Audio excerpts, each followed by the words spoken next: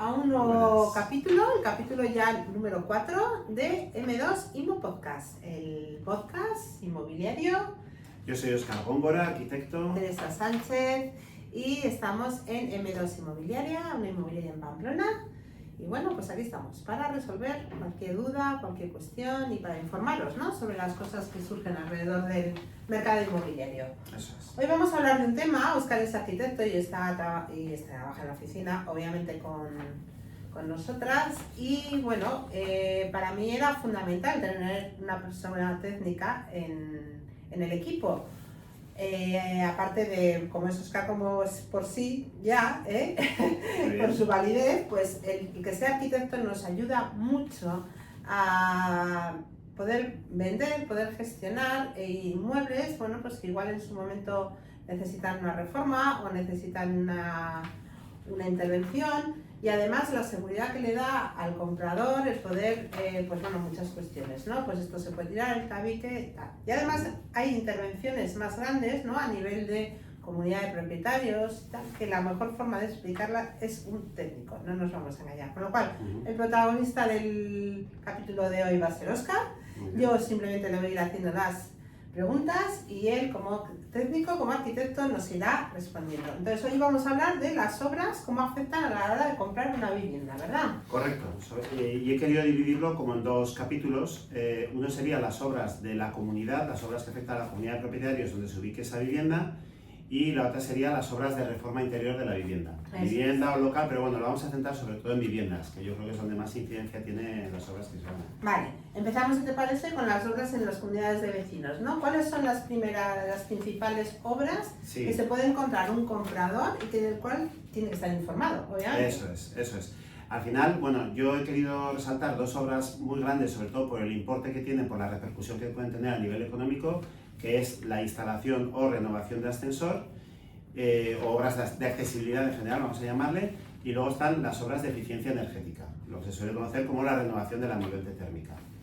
Entonces, lo que serían las obras de accesibilidad, que no es solo la instalación de ascensor, pero suele ser el capítulo más importante, tienen mucha incidencia en viviendas que no tienen ascensor, lógicamente, viviendas del casco viejo, ahora pensando en Pamplona, viviendas del barrio de la Milagrosa, de viviendas que tienen alrededor de 50-60 años, los años 60, años 70, en los que se construyó mucha vivienda en mucho edificio residencial en toda España para acoger la inmigración que venía del campo a la ciudad a trabajar, y bueno, pues eran edificios que generalmente no tenían ascensor, y que en estos últimos 10, 20 años, digamos ya, o sea, desde esto se empezaba a hacer cuando yo estaba terminando la carrera, pues eso, hacia el año 2000, 2005 se empezó a instalar ascensor en todos estos edificios, y bueno, es una obra muy fuerte, transforma mucho lo que es la comunidad de vecinos, garantiza el poder habitarla durante muchos más años, es decir, que alarga la vida útil del edificio, y en cuanto al coste, tiene un coste fuerte.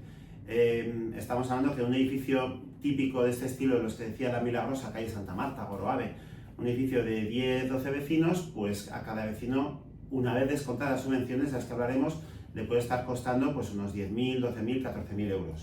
Con lo cual, pues es una inversión fuerte, tanto para los vecinos que viven como sobre todo para el comprador interesado en comprar una vivienda, que es el que nos interesa que esté bien informado, que sepa lo que le va a caer, también cómo revaloriza el inmueble, que esto es importante. Claro. Te va a costar un dinero, pero te va a revalorizar el piso. Te va a revalorizar. Y si estás optando a comprar una vivienda en la cual ya se ha instalado el ascensor, pues lo mismo, esa vivienda vale más que si tenemos otra al lado, del mismo barrio, misma zona, misma situación, que obviamente nos va a costar menos. Sobre todo según vamos subiendo. A los primeros se les nota menos, a los segundos un poco más, y ya si nos vamos al cuarto o al quinto, que no tenga ascensor restringe mucho las personas interesadas, y que si tenga ascensor incrementa mucho su valor. ¿Tú comprarías una casa sin ascensor? Pues, hombre, yo ahora mismo sí, pero porque subo a gusto las escaleras, pero claro, si la estoy comprando pensando en 20, 30 años vista, pues depende, me lo pensaría mucho. Y también, cuidado, parejas con silletas de bebé, tal, o sea, en el día a día hay muchas cosas que inciden mucho. Sí, subir, bajar, tal. Incluso los muebles en una mudanza, la obra que vayas a hacer en la propia vivienda, todo se complica sin ascensor. Todo se complica sin ascensor, y obviamente todo el mundo va para mayor, y bueno, también sí que es verdad que son inmuebles que son más económicos, el precio de venta, y que los inversores son los que más han accedido a ese formato, ¿no? Pero luego a la vez, para la gente que quiere vivir es más complicado. Sí, totalmente. Entonces, bueno, el resumen de lo que sería una obra de instalación de ascensor, bueno, el resumen, un punto muy importante que quería mencionar son las subvenciones. En Navarra desde hace muchos años funcionan muy bien las subvenciones por eliminación de barreras arquitectónicas. Ahora mismo un edificio que no tenga ascensor, la comunidad va a recibir una subvención de un 60%. Tiene que cumplir unas condiciones que sobre todo afectan a la dimensión de la cabina. Tiene que ser una cabina de unas dimensiones determinadas. Antes eran 90 por 1,25, pero ahora van a crecer. En este año 2025 se modifica el decreto que regula la eliminación de barreras arquitectónicas en Navarra y te van a pedir ya cabina más grande. Creo que es de 100 por 140. Esto lo miraremos y lo Eso ponemos complicará un poco, sobre todo a esos edificios antiguos que tienen que sacar el hueco incluso al exterior, ¿no? Sí. Muchas veces. Sí, muchas veces lo que se suele hacer es en el hueco por donde discurre la escalera colocar el ascensor, habilitar el hueco para el nuevo ascensor y sacar la escalera en voladizo hacia la calle. Esa es una solución que hemos visto mucho. Otra que se está haciendo a veces es colocar el ascensor por fuera, por la trasera, acceder a través de los balcones. A veces cuando no hay más remedio pues hay que quitar un poquito de espacio a las viviendas. Esto complica bastante todo el tema de la aprobación entre vecinos y todavía lo complica más cuando hay que quitar espacio al local. Cuando el local tiene que ceder espacio, porque claro, las viviendas todos se ven beneficiados por la instalación de ascensor, pero el local no suele ver su beneficio. Y es participativo, ¿no? De todo lo que haga la comunidad al final. Sí, este punto es importante y quería explicarlo. En principio, salvo que los estatutos digan otra cosa o la comunidad de vecinos acuerde en sentido contrario, lo que dice la ley de propiedad horizontal es que todos los propietarios del inmueble, incluidos locales comerciales, tienen que costear la instalación de ese ascensor, la obra de eliminación de barreras, en función del coeficiente de participación, que además muchas veces en los locales, si son locales grandes, pues tienen mayor coeficiente y les toca poner más dinero. Esto, como digo, si los estatutos previeran otra cosa, pues ya se salva, pero generalmente en edificios muy antiguos no estaba previsto en estatutos que los locales estuvieran exentos de aportar en todo lo relativo al ascensor. Sí suele estar a partir de los años 80 o así, ¿vale? Pero antes de eso no. Y luego está eso, pues el tema de que hay que llegar a algún tipo de acuerdo con el local. Muchas veces la comunidad, si es sensible al poco beneficio que obtiene el local, pues igual están dispuestos a eximirle del pago o de una parte del pago, pero a cambio hay que negociar la cesión de suelo. Es decir, suele ser un elemento de negociación.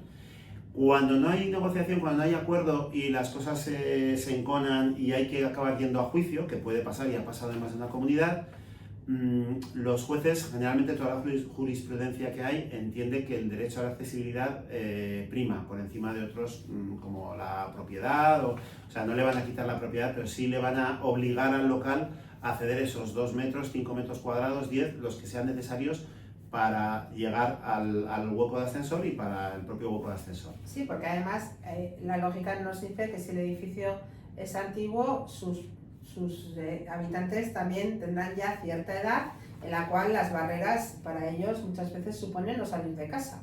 Correcto. Sí, por eso también lo que se habla en la normativa que regula la eliminación de barreras es que todo el tema de mayorías y de forma de aprobar tiene en cuenta el que haya personas mayores de 65 o personas de movilidad reducida.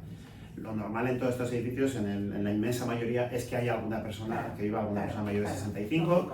Y es que si no la hay, que sería un caso raro, pero podría pasar, pues tampoco hay tanta urgencia seguramente por instalar el ascensor. Entonces, bueno, pues por lo tanto, y un poco resumiendo, es muy importante conocer la situación de este tema de la accesibilidad, si estamos comprando un piso que no tiene ascensor, si en un futuro se va a instalar, o incluso edificios que tienen ascensor, pero que luego desde la parada cero del ascensor hasta la calle, pues tenemos 7 escalones. Ahí hay que hacer una eliminación de barreras, que en ocasiones se puede hacer con una rampa, pero la normativa exige unas rampas muy tendidas, entonces claro, necesitan mucho desarrollo y muchas veces no cabe en la rampa que nos permita salvar ese desnivel. Con lo cual hay que hacer una bajada a cota cero, lo que se llama bajada a cota cero del ascensor, que es una obra bastante fuerte también, generalmente implica cambiar toda la maquinaria y cabina y todos los elementos del ascensor, con lo cual en cuanto al coste general estamos prácticamente casi en lo mismo que instalar un ascensor nuevo. Similar. Sí. Vale. No tanto porque seguramente no hay que tocar la escalera, pero bueno, al final es una obra también fuerte. Insisto en la importancia de tener un técnico en el equipo que obviamente te vas a poder explicar esto con este detalle a la hora de, si te gusta un inmueble que no tiene ascensor, ¿no? Correcto, sí, vale, sí. Perfecto. Más intervenciones a nivel de comunidad de propietarios. Vale, pues tenemos otra intervención muy fuerte en estos últimos años, esto sí que se viene haciendo más reciente, de los últimos 8 o 10 años aquí, que es la renovación de la envolvente térmica. Esto deriva de una directiva europea que, no me sé el año exactamente, pero creo que en la década de los años 10, de 2010, en la que se pedía a todos los países de la Unión Europea que redujeran sus emisiones de carbono. De hecho, pues el protocolo de Kioto, todas estas... O sea, digamos que partiendo de lo grande a lo pequeño, pues partiríamos de todas estas reuniones de países que se han dado cuenta que tenemos que reducir las emisiones para evitar el efecto invernadero, y esto traducido a cada país, pues se le pide que ponga los medios para que los edificios sean más eficientes. Volviendo a algo que he dicho antes, aquí en España tenemos una peculiaridad en nuestro parque residencial respecto a otros países del norte de Europa, que es que tenemos mucha más vivienda en bloque, tenemos mucho más edificio residencial de vivienda colectiva, partiendo de 10-12 vecinos a 40, 60, pues estos edificios grandes que tenemos aquí detrás, aquí en el fondo. En los cuales la renovación de la envolvente térmica es muy importante porque son muchas las viviendas que están perdiendo calor y que están exigiendo un mayor consumo de CO2, una mayor emisión de CO2. La renovación de la envolvente térmica generalmente lo que supone es entender que todo el edificio pierde calor por toda su envolvente, por eso hablo de envolvente, porque a veces la gente dice, no, van a cambiar la fachada. Es la fachada, pero también son las ventanas, es la cubierta e incluso la separación con los locales comerciales, como elemento no calefactado. Entonces, al actuar ahí, lo que se suele hacer generalmente es aislar por fuera de la fachada, porque es lo más eficiente para eliminar los puentes térmicos. Al final, las cajas de persiana y los pilares que están cercanos a la fachada son un puente térmico, es un punto por el que el calor pasa muy fácil al exterior, porque no hay cámara de aire. Entonces, una renovación de envolvente térmica, una nueva fachada hecha por el exterior, nos garantiza que todos esos puentes térmicos quedan bien aislados y va acompañada de un cambio de ventanas, que la ventana es el otro punto por el que se pierde mucho calor.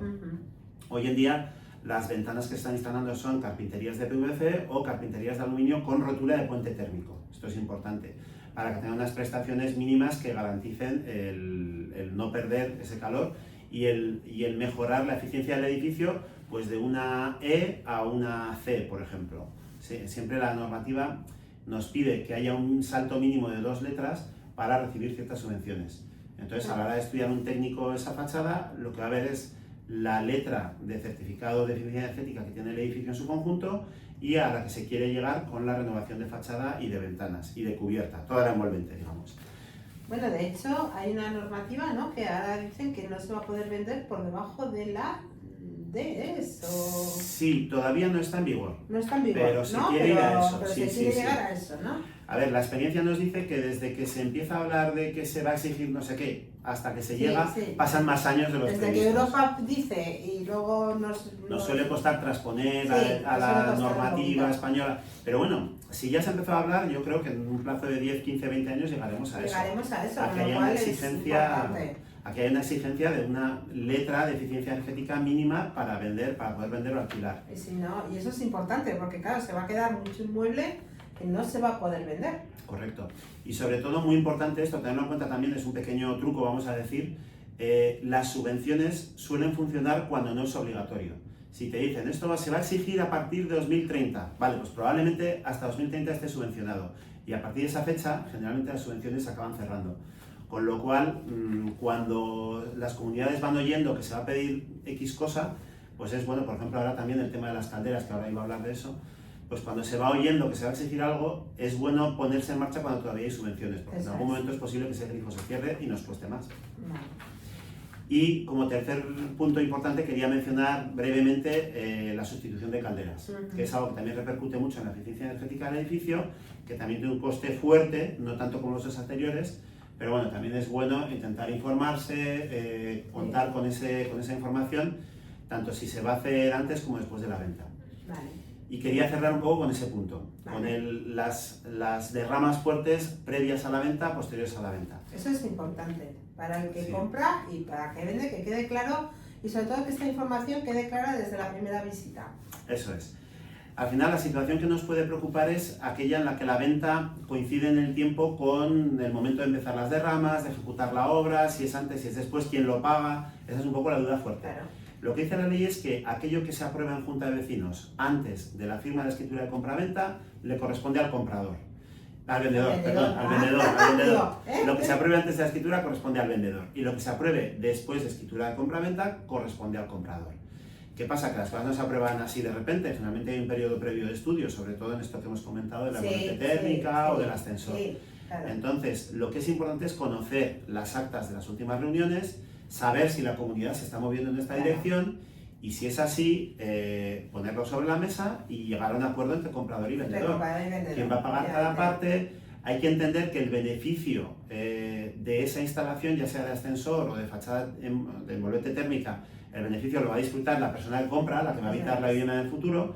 Entonces, bueno, yo creo que eso es un elemento de negociación y es un elemento que bien coordinado desde la inmobiliaria y en el que las dos partes entiendan el beneficio de lo que asume cada uno, pues bueno, pues se puede llevar a un acuerdo como estamos haciendo ya en varias ventas que nos tocan en marcha. Sí, es importante y yo destacamos mucho cuando hacemos las visitas, oye, esta fachada ya está hecha, esta envolvente térmica ya la tiene hecha, ya se han hecho también el tema de los contadores individuales de la calefacción. Correcto. Bueno, pues son cosas que van avanzando y que bueno, pues que dan más valor a la vivienda.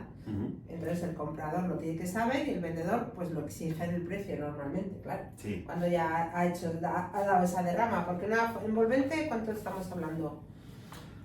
Pues depende, pero sí, se puede mover tranquilamente los 10.000, 15.000 euros por vivienda. Vivienda, depende mucho de cuánto, de la superficie de la vivienda lo primero, de si hay que actuar en ventanas o no, pero bueno, pero sí, al final. También sobre el tema de la envolvente térmica, importante decir que hasta el año pasado hemos contado con unos fondos europeos que subvencionaban de manera importante la instalación y que ahora ya ese grifo se ha cerrado. Se ha cerrado. Con lo cual, se ha cerrado y se han quedado muchas ahora, comunidades se han quedado comunidades a medias, eso que ya habían acordado, pero que todavía no había empezado la obra. Entonces, nos consta que desde el Colegio de Administradores de Fincas están en comunicación con la Administración para ver cómo se va a regular. Hay comunidades en las que no se consumió el 100% de los fondos europeos, entonces está viendo si se puede trasladar unas comunidades a otras. Navarra ha solicitado que vengan fondos. Entonces, bueno, ese punto es importante porque ahora mismo está en discusión qué va a pasar. Y es verdad que los fondos europeos se han terminado. Se ha acabado. Sí. Se ha acabado. Entonces, bueno, pues a ver cómo se resuelve esto dentro de las comunidades, ¿no? En fin, bueno, pues hemos hablado de lo que es tema de ámbito comunitario. De obras en la comunidad. Y con esto yo creo que podemos cerrar Yo creo que cerramos porque si no estos capítulos se hacen muy largos, entonces vamos a dejar para el próximo día el tema de las obras interior. Obras en el interior de la vivienda. Ahí hablamos ya del diseño, de que se puede, bueno, pues de todo lo que puede aportar Óscar en una visita normal de compra-venta. ¿De acuerdo? Muy bien. Nos despedimos entonces. Aquí estamos en Pamplona, Avenida Pío 12, 21 Bajo Trasera, Inmobiliaria M2. Y en redes. Y en redes, en Instagram y en Facebook estamos también, y en Telegram con nuestro canal, donde os vas a dejar una tabla, ¿no? Sí, tenemos la tabla, de momento la de 2024, porque no se ha publicado la de 2025, la tabla donde se regulan, donde aparecen todas las subvenciones para eliminación de barreras, tanto las que son generales a la comunidad, como las particulares a cada vecino en función de renta. Vale. Esa tabla es una guía muy buena para saber un poco dónde se mueve esa obra. Pues ese documento en exclusividad en nuestro canal de Telegram, M2 Inmo Podcast. Y nada, hasta el próximo capítulo. Hasta otro día.